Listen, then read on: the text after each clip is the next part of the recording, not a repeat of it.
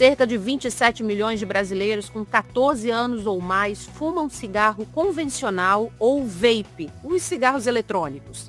O uso de cigarros entre os jovens estava diminuindo nas últimas décadas, mas com a chegada dos vapes esse número, voltou a subir. Uma pesquisa da Universidade de Michigan apontou que um adolescente que usa vape tem 30 vezes mais risco de se tornar um fumante habitual de cigarros convencionais. E isso sem contar com todos os males, que ele traz para a saúde. Só para se ter uma ideia, o vape pode conter até 3 vezes mais nicotina do que o cigarro comum. Além dos inúmeros efeitos físicos, o consumo do cigarro eletrônico tem uma relação direta com um aumento de ansiedade e de depressão. No episódio de hoje, vamos conversar sobre essa dependência e explicar como é o tratamento para quem quer se livrar desse vício. Nosso convidado é o Dr. Carlos Leonardo Pessoa, que é membro da Comissão Científica de Tabagismo da Sociedade Brasileira de Pneumologia e Tisiologia. Eu sou Michele Loreto e esse é o podcast do Bem-Estar. Doutor, seja bem-vindo aqui ao nosso podcast do Bem-Estar, tudo bem? Olá, Michele, muito obrigado. Um prazer estar contigo, um prazer estar com o seu público, pessoal de casa, pessoal do carro. Isso aí, doutor. Olha só, uma pesquisa do Laboratório de Química Atmosférica da PUC do Rio analisou modelos descartáveis e recarregáveis, de cigarros eletrônicos para ver o que tem dentro deles e o resultado surpreendeu. Aí eu queria que o senhor, para a gente começar, explicasse, por favor, quais são as substâncias que existem dentro dos vapes. O cigarro eletrônico, quando surgiu junto com ele a ideia de que ele era saudável, era só um vaporzinho, que não tinha substâncias que pudessem comprometer a saúde do ser humano. Isso se mostrou que não é absolutamente verídico. Gradativamente, com os estudos, pôde-se perceber que existe nicotina no cigarro eletrônico, uma série de substâncias como metais pesados, níquel, prata, cromo, que predispõem ao desenvolvimento de câncer, substâncias antioxidantes que predispõem ao desenvolvimento de DPOC, glicerina, diacetil, que pode causar uma doença conhecida como pulmão de pipoca, que é a bronquiolite obliterante, a crolerina, fundamentalmente a nicotina.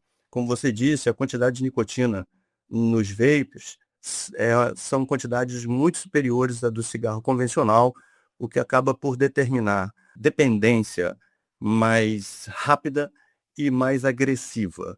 A disponibilização é, resumidamente, com uma bateria nesse aparelho que aquece uma resistência que vaporiza essas substâncias a serem vaporizadas. Os usuários não se interpretam muitas das vezes usuários fumantes. Mas hoje, gradativamente, a gente foi vendo através dos estudos que essas substâncias existem, Tudo bem, não tem lá as 9.000 substâncias do cigarro convencional, mas já temos 80, pelo menos, catalogadas, e essas são suficientes para causar as mesmas doenças do cigarro convencional. A partir de determinado patamar, a nicotina viciará e as outras substâncias adoecerá o ser humano.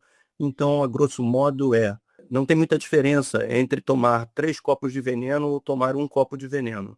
O resultado será igual. Sim. Um cigarro eletrônico equivale a quantos cigarros tradicionais? A gente precisa estudar caso a caso, artesanalmente. Quando a gente recebe o paciente, a gente precisa que ele traga o cigarro eletrônico para a gente tentar fazer um estudo, fazer essa equivalência e para a gente também titular que medicação e qual a dose de medicação a gente vai utilizar caso a caso. Tem pods de cigarro eletrônico que equivalem a 100 cigarros convencionais. São sempre números que impressionam. Uhum. Agora, é muito impressionante porque a gente vê muitas notícias de jovens que fumaram vape em pouco tempo, rapidamente, ficaram muito mal, até foram a óbito, né.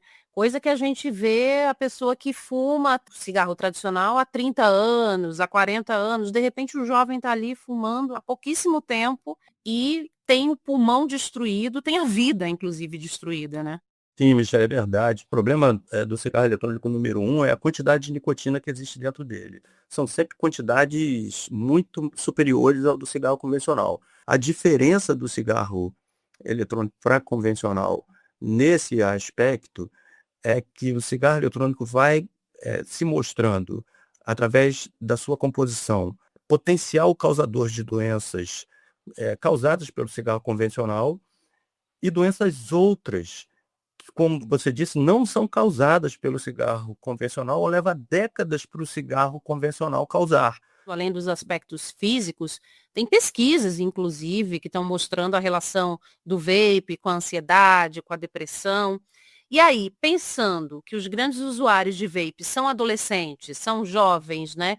Isso é ainda mais preocupante, porque a gente já tem uma juventude com uma saúde mental fragilizada, né? O que o senhor traria aqui para a gente sobre esse tema? Olha, bem sedimentado em relação ao cigarro convencional. A prevalência de transtornos psíquicos é muito maior entre os fumantes do que entre os não fumantes. Eu coordeno o programa de tratamento do tabagismo da Universidade Federal Fluminense, em Niterói, Rio de Janeiro, e lá eu te dou o número: 70% do nosso público tabagista tem ansiedade e ou depressão. O que vem primeiro é adolescentes ansiosos, depressivos, quando fumam, tornam-se mais dependentes, ou se o adolescente que começa a fumar fica predisposto a desenvolver ansiedade, depressão e outros distúrbios psíquicos, o que vem primeiro, o ovo ou a galinha, perdeu importância, porque a gente vê que a associação é fato, que as doenças se retroalimentam. Então, assim, uma vai agravando a outra, e o fato é que não se deve iniciar o tabagismo, porque além de, dentre as mais de 50 doenças associadas ao tabagismo, a ansiedade, depressão e outros distúrbios psíquicos estão na lista. E com o vape não é muito diferente. Quando a gente recebe a pessoa, a gente observa que mais ansiedade do que depressão, mas que há muita ansiedade. Então, o cigarro, ele parece um calmante, mas em verdade, ele é mais ansiogênico do que ansiolítico, porque o cigarro, a nicotina, ao fornecer a dopamina para o cérebro, a dopamina é a substância do relaxamento e do prazer. E o cérebro fica preguiçoso e não produz mais por si próprio a dopamina nos níveis que produzia. E aí, quando você tenta interromper, você fica sem dopamina e seu Uhum. corpo e seu cérebro pedem e você entra em abstinência. As medicações aliviam muito isso ou fazem você não ter isso. A Sim. vontade de fumar ainda haverá, pelo hábito e pelas outras dependências. Por que esses cigarros são tão populares entre os adolescentes, entre os jovens? Os jovens fazem parte de um público muito vulnerável a esse caminho da sedução para o uso do tabaco e até outras drogas. Isso é antigo. Eu lembro bem, sempre se vendeu a ideia de que pode existir formas seguras do uso do tabaco. Não há, não haverá. A gente imagina que daqui a 20 anos surgirá outra forma e serão outros jovens os vulneráveis. E foi assim, lá na década de 50, 60, os cigarros convencionais não tinham filtro. E quando puseram filtro, a ideia vendida foi de que com filtro não faz mal o cigarro ou faz menos mal. E depois, vieram as piteiras para colocar na ponta do cigarro. Agora filtra, porque o filtro não filtra direito, a piteira filtra bem. Também não é verdade. No final da década de 70, surgiram os cigarros lights, com os menores índices de nicotina e alcatrão. Agora você pode fumar em paz, não tem problema. E a ciência mostrou que isso também não é verdade. Sempre haverá a quantidade de nicotina e as substâncias tóxicas, uma para te viciar, outra para te adoecer. O cigarro eletrônico, o vape, é só mais um. É só mais um. Os jovens é que são diferentes. A razão pela qual se entra tanto no tabagismo, ou centrava, né, quando a gente questiona os pacientes com 60 anos mais, por que você começou? A primeira observação que eu faço é que eles dizem que um amigo apresentou lá nos bailes, para social, né? Mas não se sabia que o cigarro causava tanto mal. Lá na década de 70 se desconfiava, mas não se sabia. E depois, quando eles começaram a ser convencidos, eles já estavam muito viciados, muito dependentes e sem apoio, sem saber a quem recorrer. Hoje a gente sabe que a medicina tem recurso para ajudar a quem deseja de verdade parar de fumar e que isso vai além da medicação. A medicação é um super auxiliar, mas não é tudo. Os fumantes de hoje, novamente, ou melhor, os usuários de vape hoje, mais uma vez, você pergunta para eles falam, um amigo me apresentou, eu falei, gente, o mesmo filme. Como o ser humano é inocente para sempre, né? Me ofereceu, eu experimentei, gostei. A outra razão é a modernização. Significa, a turma mais jovem, eles nos acham, aprendi esse termo com eles. Então eles tomam menos café porque café é cringe. Fumar está diminuindo o número entre os adolescentes, o número de iniciantes no uso do cigarro convencional vem caindo vertiginosamente, apesar de haver essa migração. Mas o cigarro, o vape, ele é num pendrive, ele tem essência que muda o gosto, essência de maçã verde, essência tutti-frutti, isso é uma pegadinha, porque em verdade se tirar essa essência como deveria ser retirada, a quantidade de nicotina faz o vape ser intragável, literalmente. Com Mais fedido do que o cigarro tradicional? insuportável porque tem muita nicotina. Para você ter ideia, Michele, quando a gente no tratamento oferece goma ou pastilha de nicotina, o paciente que fuma há 50 anos fala, nossa, mas essa pastilha é muito ruim, doutor. Eu falo, é nicotina. Nela só tem nicotina. Nossa, mas que gosto ruim. Uma das 1000 razões pelas quais tem essas substâncias todas no cigarro, além da nicotina, é para disfarçar esse gosto insuportável da nicotina. Então, sim, tem certeza que se a gente tivesse poder para retirar a essência dos vapers, a gente não teria um crescimento no número de usuários de vape entre os adolescentes. O que soa estranho, afinal de contas, a venda e o comércio do cigarro eletrônico, seja online ou não, é proibido desde 2009 pela Anvisa.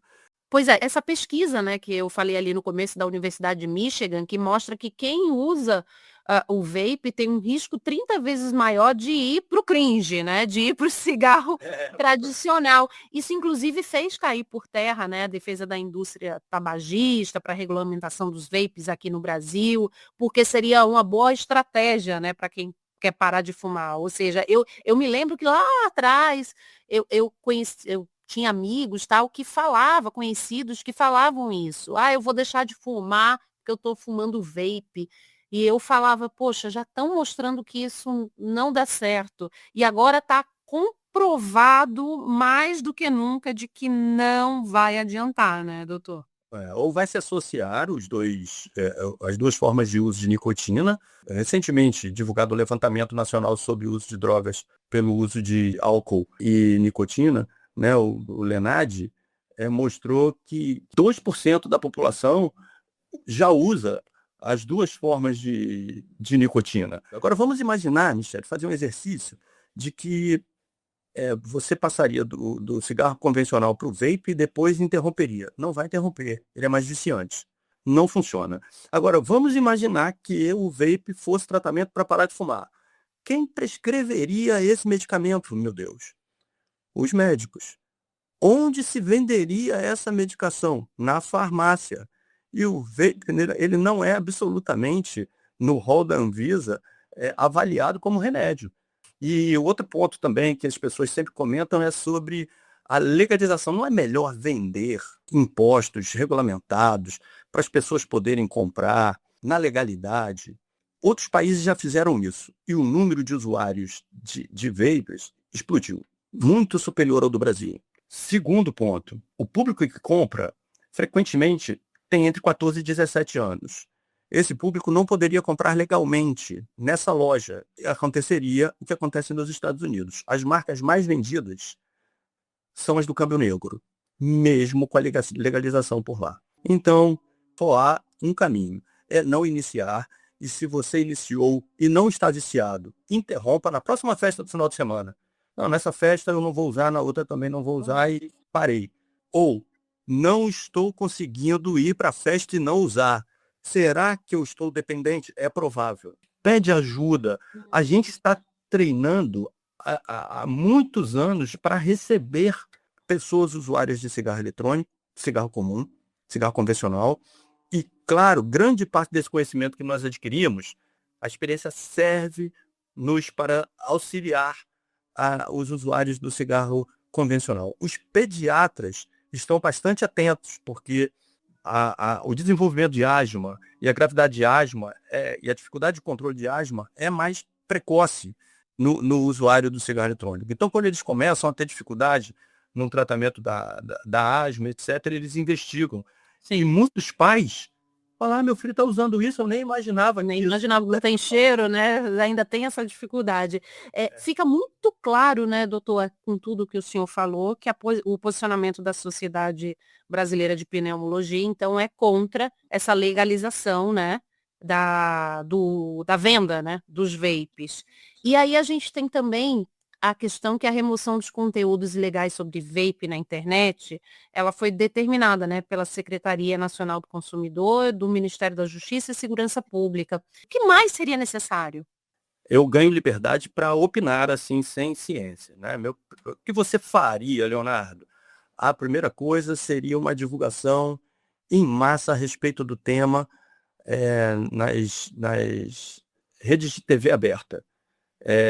Eu suspeito que o jovem esteja mais distante da TV aberta atualmente, mas eu ainda faria isso, e massivamente. E não faria um anúncio aterrorizando, mostrando cenas horríveis que a gente, como médico, por mais que esteja acostumado, sofre em ver, pessoas sem respirar, sem pulmão, e a família desesperada. Mas, por outro lado, também informação, outros anúncios com informação. Continuar fazendo anúncios em internet, mídias e similares caírem, eu acho que é uma boa tática, mas é difícil de controlar. A analogia agora é com a polícia militar, que faz um excelente trabalho tentando exterminar todos os marginais, todas as ilegalidades. Não vai conseguir. E eu fico pensando, aceito réplica, é só uma reflexão, não é uma proposta, uma reflexão para conversarmos. Se talvez fosse a obrigatoriedade de colocar várias vezes durante qualquer anúncio que o vape causa todos os malefícios que causa, tem todas as substâncias que tem, por mais que houvesse um jovem irresponsável ou inocente, eu acho mais irresponsável, alegando ao contrário, eu acho que uma tarja assim poderia mudar o fim da história. Acho que nós, imprensa e médicos, principalmente pneumologia, devemos continuar fazendo a nossa parte cada vez mais. E eu não sei, assim, jovem senhor como eu sou, se eu chego no público mais importante, tá, para nos ouvir. Gostaria muito. E se chegar, se eu sou palatável a ponto deles seguirem me ouvindo, né, durante todo esse tempo. Então, talvez identificar influenciadores do bem, que compartilham da ideia, ou se, após uma conversa com médicos pneumologistas, dissessem, entendi, isso é um absurdo, contem comigo, eu tenho 5 milhões de seguidores, todos jovens. Eu acho que isso seria um alvo também. Essa combinação e a continuidade vai gerar pelo menos uma redução de danos. Tenho certeza que haverá pessoas que não iniciarão, pessoas que se alertarão e tomarão alguma providência, né, e pessoas que identificarão que já estão dependentes, mas que não é tarde demais, você ainda pode procurar auxílio médico e escapar dos riscos que as substâncias do cigarro convencional ou do vape te predispõem. Doutor, e como é que faz para parar de fumar cigarros eletrônicos? Eu queria saber se as estratégias, inclusive, são parecidas com as que são usadas contra o cigarro tradicional. Como é que faz para parar de fumar? Se organiza, marca uma data próxima e vai com força, vai com raça, vai como você vai atrás das coisas que você mais quer. E use todos os recursos, menos o de fumar. Hoje a gente tem mais ex-fumantes no Brasil do que fumantes. E a maioria não parou com auxílio médico. Parou na disciplina, na força de vontade, no querer, na raça, na responsabilidade, nas tentativas. Passei dessa data, não consegui. Marca outra para a semana que vem, marca toda quarta, gente. Não consegui, não consegui. Se você não conseguiu, não conseguiu de novo, não conseguiu de novo, provavelmente você está dependente. Assuma-se. Esse é o primeiro passo para o seu tratamento. Você falar, cara, eu sou dependente. São 3 dependências e o tratamento holístico é que você use a medicação para tratar a dependência química. Hoje nós temos disponíveis no Brasil adesivos de nicotina, gomas de nicotina ou pastilhas de nicotina. Funcionam na maioria dos casos. Essas medicações vendem-se em farmácias e essas medicações, pelo Brasil ser signatário da Convenção Quadro, e, portanto, é um tratado mundial contra o tabaco, o Brasil fornece gratuitamente em postos de saúde em todas as cidades brasileiras esse tratamento gratuitamente. Lá no programa de tratamento do tabagismo, no Hospital Antônio Pedro da Universidade Federal Fluminense, nós contamos com essa disponibilidade, possibilidade. E droga não é tudo, remédio não é tudo. Remédio é só para dependência química. Por vezes a dependência psíquica e comportamental é a mais importante. E aí a gente precisa que o paciente nos ajude. São coisas simples para você mudar o fim da história. Por exemplo, o cafezinho, né, do cigarro convencional.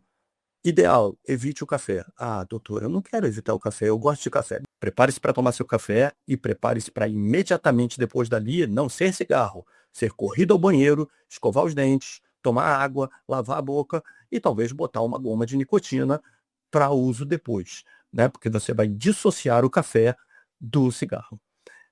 E depois da refeição? Está terminando a refeição? Corrida para o banheiro. E faz o quê? Escova o dente, lava a boca, goma de nicotina. E a cerveja? Doutor, o que pede mesmo cigarro é a cerveja. Quando eu tomo vinho, não me pesa tanto assim, não me atrai tanto assim. Migra para o vinho. Ou para 3 meses. Parei, como é que eu volto para tomar agora meu chopinho? O primeiro é em casa, sob supervisão da esposa, né? Ou sob supervisão do marido. Então você vai devolvendo a vida normal da pessoa. Também estimulamos a fazer caminhada, atividade física, porque essas são outras fontes de dopamina em substituição ao cigarro. Então isso é um resumo do resumo da terapia cognitivo-comportamental, que é tão ou mais importante que a droga no tratamento do tabagismo. E aí o senhor estava falando, né, quando precisa do recurso médico, tanto para a pessoa que vai procurar no particular ou no SUS, qual é a porta de entrada, assim? Quem que ela procura, né?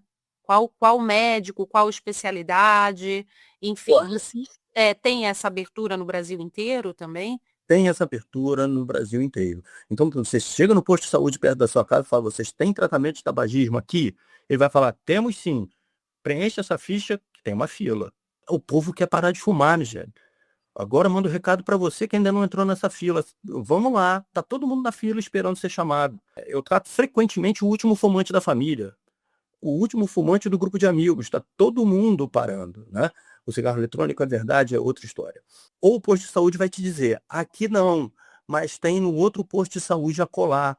Já no privado, o caminho mais natural, a especialidade mais próxima é a pneumologia. É a que está mais... É claro que existem excepcionalidades em outras áreas de craques em tabagismo, mas, em geral, é o pneumologista que está mais à frente dessa batalha. Ah, doutor, convencer um jovem a parar de fumar não é uma tarefa fácil, né? Para a gente encerrar aqui, qual conselho o senhor daria então para os pais, né? Levar a um grupo de apoio, levar médicos, o que que dá para fazer? O jovem está fumando em casa. Conversa, né? Conversar, conversar, explicar, insistir. Quando nós perguntamos às pessoas que se apresentam para o tratamento, por que você quer parar de fumar? Medalha de ouro.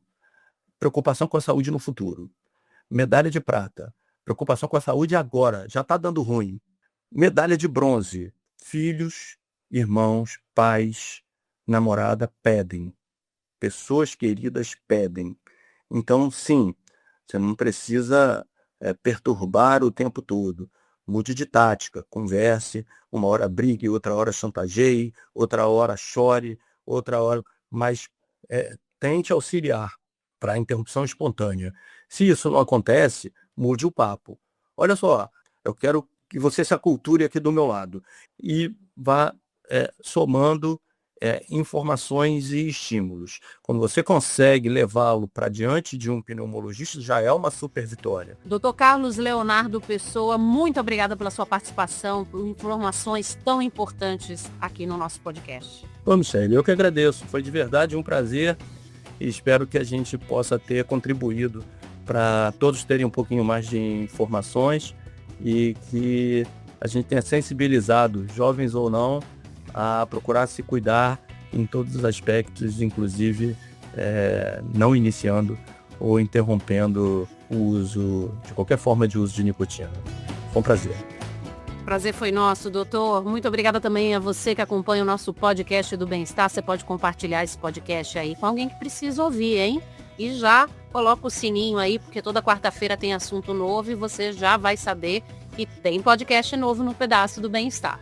Esse podcast teve produção de Paula Neiva, gravação de Vitor Stefanini, edição de Guilherme Amatucci e direção da Karina Dorigo. Eu sou Michele Loreto, vejo você na próxima, tá bom? Um cheiro, tchau, tchau.